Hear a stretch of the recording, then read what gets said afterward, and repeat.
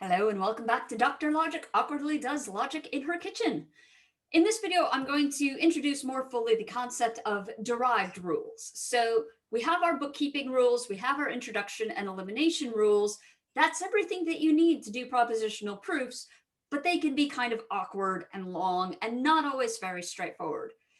In this video and the successive ones, we're going to introduce derived rules, which don't allow us to prove anything new. They're just shorthand, but they allow us to prove things in simpler and more effective fashions. So there are going to be two types of derived rules that we mention. The first type are just kind of like ordinary basic derived rules. They function exactly like the introduction and elimination rules, in that I will give you a kind of a proof schema. There will be a couple of premises that have a particular form, and if you've got these premises that have the right form, you can put them together and you can apply this rule and you can get something.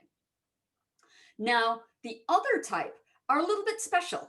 They're called replacement rules, because what you can do is anytime that you see a formula or a subformula of a particular type, you can then replace it with this other formula, which is something that is going to be both semantically equivalent, so always having the same truth table, but it will also be syntactically or proof theoretically equivalent, so that from one you can prove the other, and from the other you can prove the first. So I will talk more about this notion of kind of proof theoretic equivalence when we talk about the rules of replacement.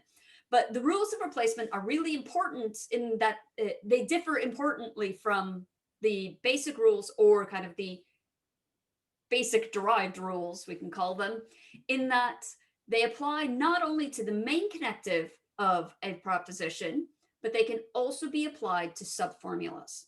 So this is an important distinction to keep track of. All of the other rules that you've had so far, you have to apply to the main connective of a formula or a premise.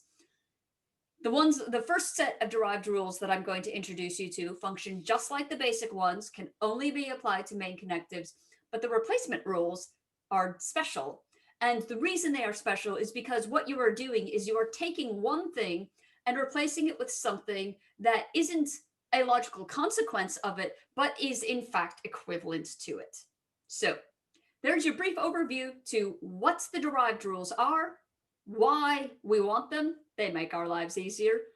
And this distinction between the kind of ordinary derived rules, which we could just call derived rules, and the kind of special derived rules, which we will call the rules of replacement. So join me next time when I give you the first of the two derived rules, which are modus tollens and disjunctive syllogism.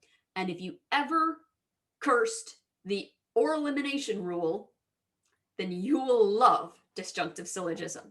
So I look forward to seeing you then. Cheers.